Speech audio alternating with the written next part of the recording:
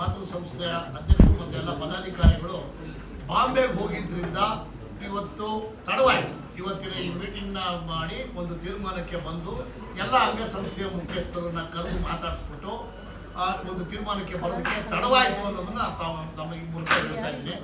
ಹಾಗೇನೇ ಇವತ್ತು ನಮ್ಮ ಮ್ಯೂಸಿಕ್ ಡೈರೆಕ್ಟರ್ ಧರ್ಮ ಅವರು ಹೇಳಿದ್ರು, ಅವರೆಲ್ಲರ ಜೊತೆ ಒಕ್ಕರನ್ನ ಮಾತಾಡಿಕೊಂಡು ಒಂದು ತೀರ್ಮಾನಕ್ಕೆ ಬಂದಿದ್ದಾರೆ.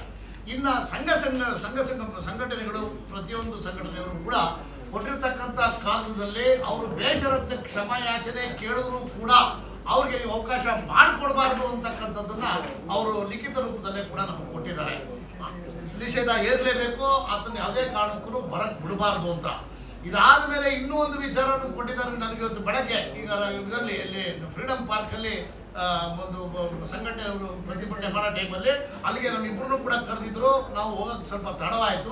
ನಾನು ಹೋಗ್ಬಿಟ್ಟು ಬಂದೆ, ಇದನ್ನ ಮುಗಿಸ್ಕೊಂಡು ಅಲ್ಲಿ ಹೋಗ್ಬೇಕು ಅಂತ ಹೋಗ್ಬಿಟ್ಟು ಬಂದಿದ್ದೀನಿ.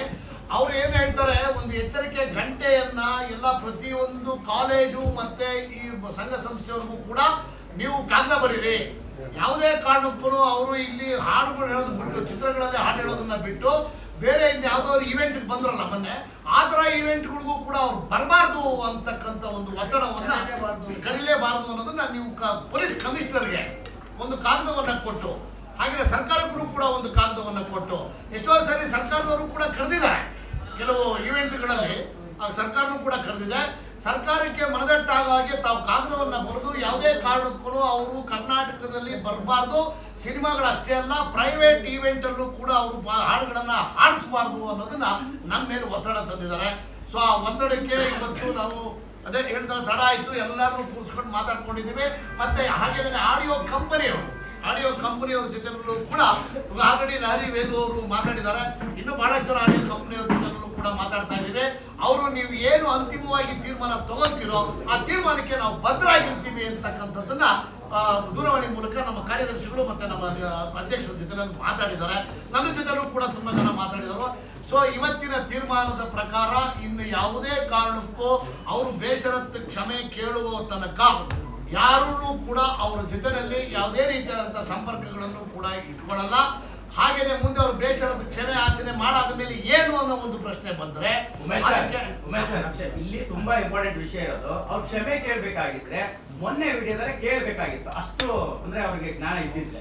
ಸೊ ಕೇಳಿಲ್ಲ ಅಂದ್ರೆ ಮುಂದಿನ ದಿನಗಳಲ್ಲಿ ಅವ್ರ ಅವಕಾಶ ಬೇಕು ಅನ್ನೋ ನಿಟ್ಟಿನಲ್ಲಿ ಕೇಳಿದ್ರೆ ಅದರಿಂದ ಲಾಭ ಕಲಿಸ್ಬೇಕಲ್ವಾ ನೀವು? ಒತ್ತಡದ ತೀವ್ರತೆ ಏನ್ ಒತ್ತಡ ಸರ್? ಒತ್ತಡದ ತೀವ್ರತೆ ಏನ್ ಬೇಕಾದ್ರೂ ಮಾಡಿಸ್ತದೆ. ಒಬ್ಬ ಮನುಷ್ಯನಿಗೆ 1 ನಿಮಿಷ 2 ನಿಮಿಷ ಒತ್ತಡ ಇರುತ್ತೆ, 4 ದಿನ 5 ದಿವಸ ಒತ್ತಡ ಇರಲ್ಲ.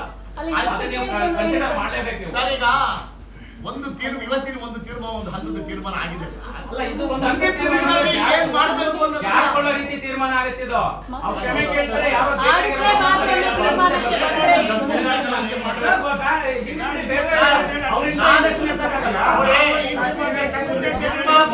ನಮ್ಮ ಉದ್ದೇಶ ಕನ್ನಡಿಗರ ಆಕ್ರೋಶ ನಿರ್ಮಾಪಕರು ಮಾತೃ ಸಂಸ್ಥೆ ತಗೊಳ್ತಕ್ಕಂಥ ತೀರ್ಮಾನವನ್ನ ಪ್ರತಿಯೊಬ್ಬರು ಪಾಲಿಸ್ತಾರೆ ಮುಂದಿನ ದಿನಗಳಲ್ಲಿ. ಆಮೇಲೆ ಇತ್ತೀಚಿನ ದಿನಗಳಲ್ಲಿ ಕಲಾವಿದರುಗಳು ತುಂಬಾ ಚೆನ್ನಾಗಿ ಬೆಳ್ಕೊಂಡಿದ್ದಾರೆ. ನಿಮ್ಮ ಮಾಧ್ಯಮಗಳ ಮೂಲಕನೇ ಹೊಸ ಪ್ರತಿಭೆಗಳು ತುಂಬಾ ಹೈಪ್ ಆಗಿದ್ದಾವೆ.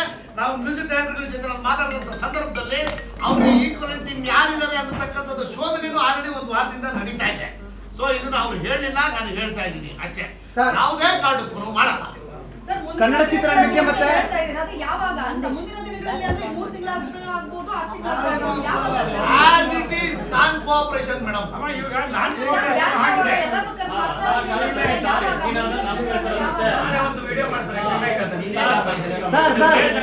ಜೀವನ ಪರ್ಯಂತ ಏನಕ್ಕೆ ಅಂದ್ರೆ ಇಲ್ಲಿ ಕನ್ನಡದ ಮತ್ತು ಚಿತ್ರರಂಗದ ಗೌರವ ಮುಖ್ಯನಾ ಅಥವಾ ಕ್ಷಮೆ ಮುಖ್ಯನಾ ಅಂತ ಪರಿಸ್ಥಿತಿ ಬಂದ್ರೆ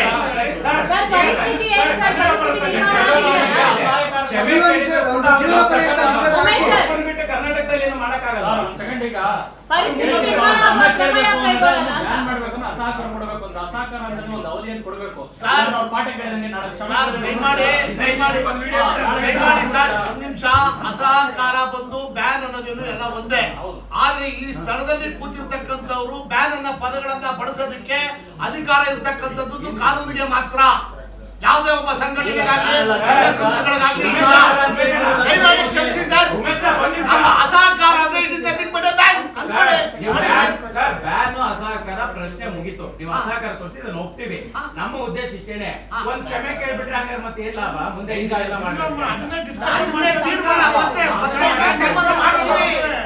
ಈಗ ಎಲ್ಲ ರೆಕಾರ್ಡಿಂಗ್ ಕಂಪನಿಯವ್ರನ್ನು ಕೂಡ ಕರೆಸ್ತಾ ಇದೀವಿ. ಈಗ ತಾವೇನ್ ಕೇಳಿದ್ರಿ, ಬಹಳ ಜನ ಮ್ಯೂಸಿಕ್ ಡೈರೆಕ್ಟರ್ಸ್ ಬಂದಿಲ್ಲ ಅಂತ ಹೇಳಿ ಕಾಲಾವಕಾಶ ಕೊಟ್ಟು ಅವ್ರನ್ನು ಎಲ್ಲಾರು ಕರೆಸ್ತಾ ಇದೀವಿ. ಹಾಗೇನೆ ಈಗ ರೆಡಿ ಆಗಿರ್ತಕ್ಕಂಥದ್ದನ್ನ ಏನ್ ಮಾಡ್ತೀರಿ ಅಂತ ಕೇಳಿದ್ರಲ್ಲ, ಅದಕ್ಕೂ ಕೂಡ ಒಂದು ತಾರ್ಕಿಕ ಅಂತ್ಯವನ್ನ ಕಾಣಿಸ್ತೀವಿ. ಕಾಲಾವಕಾಶ ಇನ್ನೆಷ್ಟು ಬೇಕು? ಎಷ್ಟು ದಿವಸ ಬೇಕು? ವಾರದಲ್ಲೇ ಮಾಡ್ತೀವಿ. ಯಾರಾದ್ರೂ ಸಂಗೀತ ನಿರ್ದೇಶಕರು ಒತ್ತಡ ಆಗ್ತಾವ್ರ ಸರ್? ಏನಂತ ಬೇಕೇ ಬೇಕು ಅವರು ಅಂತ? ಆ ಸಂಗೀತ ನಿರ್ದೇಶಕರು ದೂರ ಇಡಕ್ಕೆ ಏನ್ ಬೇಕೋ ಅದನ್ನ ಮಾಡ್ತೀವಿ. ಅಲ್ಲ, ಒತ್ತಡ ಹಾಕಿದಾರ? ಯಾರು ಮಾಡಿದ್ರು? ಇದು ಊಹಾಪೋಹಗಳಿಗೆ ಕಲ್ಪನೆಗಳಿಗೆ ಬೇಡ. ಅವಕಾಶ ನೀವು ನೋಡಿದ್ರೆ ನೋಡಿದ್ರೆ ಮುಂಚೆ ಕಂಪೇರ್ ಮಾಡಿದ್ರೆ, ಯಾವಾಗ ನಾನು ಮಿಡ್ 50 ಕಂಪೇರ್ ಮಾಡಿದ್ರೆ ಇವಾಗ ಹೆಚ್ಚು ಅವಕಾಶ ಸಿಗ್ತಾ ಅವಕಾಶ ಕೊಡ್ತಾರೆ. ಆಮೇಲೆ ಮ್ಯೂಸಿಕ್ ಡೈರೆಕ್ಟರ್ಸ್ ಅಸಹಕಾರ ಬ್ಯಾನ್ ಬೇರೆ ಬೇರೆ ಅಲ್ವಾ ಸರ್? ಅವಕ್ಕೆಲ್ಲ ಮೂಲ ಕಾರಣಬಹುದು ನೀವೇ ಮಾಧ್ಯಮದವರು. ಹೊಸ ಹೊಸ ಇವರು ಯಾರು ಪ್ರತಿನಿಧಿಗಳು ಹೊರಗಡೆ ಬರ್ತಾ ಇದ್ದಾರಲ್ಲ, ಸೊ ಅದಕ್ಕೆ ಮಾಧ್ಯಮದವರಿಗೆ ಅದೇ ಜೀವನ ಪರ್ಯಂತ ಹಾಕಿ ಅಂತ ನಾವು ಹೇಳ್ತಾ ಇದೀವಿ ಸರ್. ಘೋಷಣೆ ಮಾಡ್ಬಿಡಿ ಜೀವನ ಪರ್ಯಂತ ಅಸಹಕಾರ ಅಂತ. ಏನು ಅಲ್ಲ, ಇದು ಯಾವತ್ತೂ ನಾಳೆ ನಾವಿರ್ತೀವೋ ಅನ್ನೋದನ್ನ ಹೇಳಕ್ಕಾಗಲ್ಲ ಮೇಡಮ್. ಜೀವನ ಪರ್ಯಂತ ಏನೋ ಕೊನೆ ತನಕ ಅಂದ್ರೆ ಮುಂದಿನ ದಿನಗಳಲ್ಲಿ ಸೋನು ನಿಗಮ್ ಅವರು ಇಲ್ಲದೆ ಇದ್ರೆ ಕನ್ನಡ ಪ್ರತಿಭೆಗಳಿಗೆ ಅವಕಾಶ ಕೊಟ್ಟು ಆಡ್ಸ್ಕೊತೀವಿ. ಅವ್ರ ಅಸಹಕಾರ ಯಾವತ್ತು ಮುಂದುವರಿಯುತ್ತೆ ಅನ್ನೋದು ಯಾಕೆ ತೀರ್ಮಾನ ತಗೊಳಕ್ ಆಗ್ತಾ ಇಲ್ಲ? ಇಲ್ಲ, ನಾವು ಈ ವಾರದಲ್ಲಿ ಅದೊಂದು ತೀರ್ಮಾನಕ್ಕೆ ಬಂದೇ ಬರ್ತೀವಿ. ನಾವೇನು ಕೇಳ್ತಾ ಇರೋದು ಅಂದ್ರೆ ಸರ್, ಈ ಘಟನೆ ಮರೆಯೋರ್ಗೂ ಅಸಹಕಾರನ ಅಥವಾ ಮುಂದಿನ ದಿನಗಳವರೆಗೂ ಇದು ಮುಂದುವರಿಯುತ್ತಾ ಅಂತ? ಅದೇವರೆಗೂ ಅಂತ ನೀವು ಬಿಡ್ತೀರಾ ಸರ್? ಮಾರದ್ ಸರ್ 3 ದಿನ ಏನಾದ್ರು ಮತ್ತೆ ಹೋಗ್ತಾರೆ. ಮನಸ್ಬೇಡಿ, ನಾವು ಮರೆಯಲ್ಲ. ಸರಿ ಸರ್, ಅದಕ್ಕೆ ಇವಾಗ ಹೇಳ್ಬೇಡಿ ಜೀವನ ಪರ್ಯಂತ ಅಂತ ಹೇಳಿದ್ರೆ ಮುಗಿದೋಯ್ತು ಸರ್. ಅಂದ್ರೆ ಈ ವಾರದಲ್ಲಿ ಇನ್ನೊಂದು ಸಭೆ ಕರೆದು ಅಂತಿಮವಾಗಿ ಒಂದು ಅದಕ್ಕೆ ತಾರ್ಕಿಕ ಅಂತ್ಯವನ್ನ ಕಾಣಿಸ್ತೀವಿ ಅಂತ ಹೇಳ್ತಾರ. ಉದ್ದೇಶ ಏನು ಅಂದ್ರೆ ಅದೇ ತೀರ್ಮಾನಕ್ಕೆ ಬರ್ಬೇಕಾಗುತ್ತೆ. ಅಂದ್ರೆ ಕ್ವಶನ್ ಮಾರ್ಕ್ ಇಟ್ಕೊಂಡು ಈ ಸಭೆ ನೀವು ಕ್ವಶನ್ ಮಾರ್ಕ್ ಹಾಕೊಳ್ಳಿ ಮೇಡಮ್, ಇಲ್ಲಾಂದ್ರೆ ಬ್ಲಾಂಕ್ ಬಿಟ್ಬಿಡಿ. ಅವ್ರು ಬೇಕು ಅಂತ ನೀವು ಹೇಳ್ದಂಗೆ ಇಲ್ಲ, ಆ ಕಡೆ ಹೇಳಕ್ ಸಾಧ್ಯ ಇಲ್ಲ. ನೋಡೋಣ ಸರ್. ಯಾರು ಅನಿವಾರ್ಯ ಇಲ್ಲ. ಸರ್, ಯಾರು ಅನಿವಾರ್ಯ ಇಲ್ಲ. ನಿರ್ಧಾರ ಪಡಿಸಕ್ಕೆ ಏನ್ ಸಮಸ್ಯೆ ಅಂತ ನಿರ್ಧಾರ ಈ ವಾರದಲ್ಲಿ ಮಾಡ್ತೀವಿ ಅಂತ ಹೇಳಿದ್ದೀವಿ. ತೀರ್ಮಾನ ತಗೊಂಡಿದ್ದೀವಿ. ಅಸಹಕಾರದ ನಿರ್ಧಾರ ಆಗಿದೆ. ಯಾರ್ಯಾರು ಇರ್ತೀರಾ ಸರ್ ಸಭೆಯಲ್ಲಿ? ಮುಂದೆ ಈ ವಾರದಲ್ಲಿ ಸಭೆಯಲ್ಲಿ ಯಾರ್ಯಾರನ್ನ ಇನ್ವೈಟ್ ಮಾಡ್ತೀರಾ ಸಭೆಗೆ? ಆಡಿಯೋ ಕಂಪನಿಯವರು, okay sir. Music directors, okay sir. ನಿರ್ದೇಶಕರ ಸಂಘ, ನಿರ್ಮಾಪಕರ ಸಂಘ, ರನ್ನಿಂಗ್ ಪ್ರೊಡ್ಯೂಸರ್ಸ್ ಯಾರ್ಯಾರು ಇವಾಗೆಲ್ಲ ಮಾಡ್ತಾರೆ ಈಗ ಎಲ್ಲರೂ ನಮ್ಮ ಒಪಿನಿಯನ್ ಏನಾಗಿತ್ತು ಅದನ್ನ ಯಾಕೆ ಗಾಳಿ ತೋರ್ಬಿಟ್ರಿ ಮತ್ತೆ ಕರೀಬೇಕು? ಈ ಕ್ಷಣದಿಂದ ಬ್ಯಾನ್ ಆಗ್ಬೇಕು ಅಂತ ನಾವು ಹೇಳಿದ್ದೇವೆ. ನೀವಲ್ಲ ರೀ, ನಾವು ಹೇಳಿದ್ದು ನಮ್ಮ ಬೇಡಿಕೆ ಎಲ್ಲರೂ ಹೇಳಿದಾರಲ್ಲ. ಈಗ ಎಲ್ಲ ಹೇಳಿದಾಗ ನೀವು ಯಾಕೆ ಅದನ್ನ ಕಡೆಗಣಿಸ್ತೀರಿ ಅಂತ ತಿಳಿಸಿ ಸರ್. ಇವತ್ತು ನಾವು ಇದನ್ನ ಹೀಗೆ ಗಾಳಿಗೆ ತೂರಿಬಿಟ್ರೆ ನಮಗೆ ಇನ್ನಷ್ಟು ಅವಮಾನ ಎಲ್ಲರೂ ಮಾಡ್ತಾರೆ. ನಿಮ್ಮ ಅಭಿಪ್ರಾಯ ಅವತ್ತ ಮೀಟಿಂಗ್ ಕರೆದ್ರಿ, ನಮ್ಮ ಹತ್ರ ಸಜೆಷನ್ ಕೇಳಿದ್ರಿ, ನೀವು ಆ ಮಾತನ್ನೆಲ್ಲ ಬಿಟ್ಟೇ ಬಿಡ್ತೀರಿ.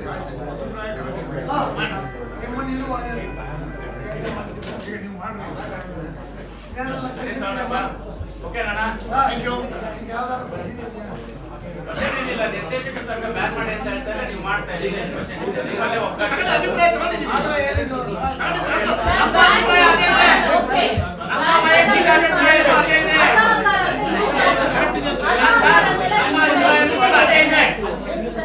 ನಮ್ಮ ಅಭಿಪ್ರಾಯ ಅದೇ ಇದೆ.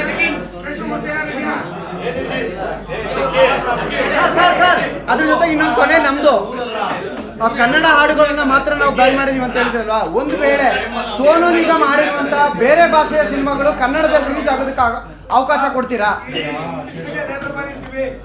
ಸೋನು ನಿಗಮ್ ಅವರು ಹಾಡಿರುವಂತ ಬೇರೆ ಭಾಷೆಯ ಸಿನಿಮಾಗಳನ್ನ ಕನ್ನಡದಲ್ಲಿ ಬಿಡ್ತೀರಾ? ಸೋನು ನಿಗಮ್ ಬೇರೆ ಭಾಷೆಯಲ್ಲಿ ಹಾಡಿರ್ತಾರೆ ನೋಡಿ ಸರ್ ಸಾಂಗ್ಗಳು, ಆ ಚಿತ್ರದ ಆ ಒಂದು ಸಿನಿಮಾನ ಕರ್ನಾಟಕದಲ್ಲಿ ರಿಲೀಸ್ ಆಗೋದಕ್ಕೆ ಅವಕಾಶ ಕೊಡ್ತೀರಾ? ಅದಕ್ಕಿಂತ ಅದ್ರ ಬಗ್ಗೆ ಚರ್ಚೆ ನಡೆದಿಲ್ಲ ಸರ್. ಏನ್ ಮಾಡ್ಬೇಕು ಅದನ್ನ ನಾವು ಬಹಿರಂಗವಾಗಿ ಮಾತಾಡ್ತೀವಿ. ಒಂದು 5 ವರ್ಷ ಸರ್ಕಾರ ತರ ಆಗುತ್ತಲ್ಲ ಸರ್ ಇದು, ಇನ್ಯಾವಾಗ ಚರ್ಚೆ ಆಗುತ್ತಿಲ್ಲ?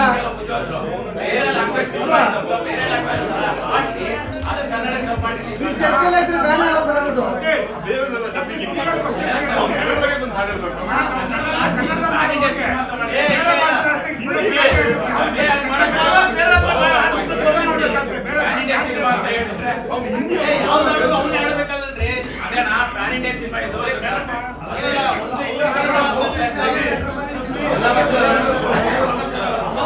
ಹೇಳಿ ಸರ್, ಸೋನು ನಿಗಮ್ ಬಗ್ಗೆ ಇತ್ತೀಚೆಗೆ ನೀವು ಹಾಡು ಆಡಿಸ್ತಿದ್ರಿ, ಅವ್ರ ಬಗ್ಗೆ ಹೇಳಿ ಒಂದೆರಡು ನುಡಿ ಮುತ್ತುಗಳನ್ನ.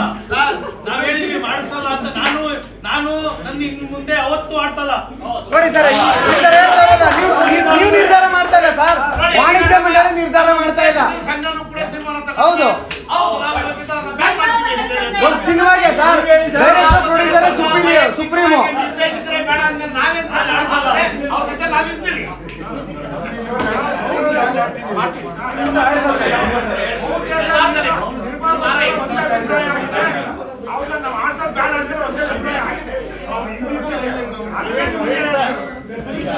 Private sir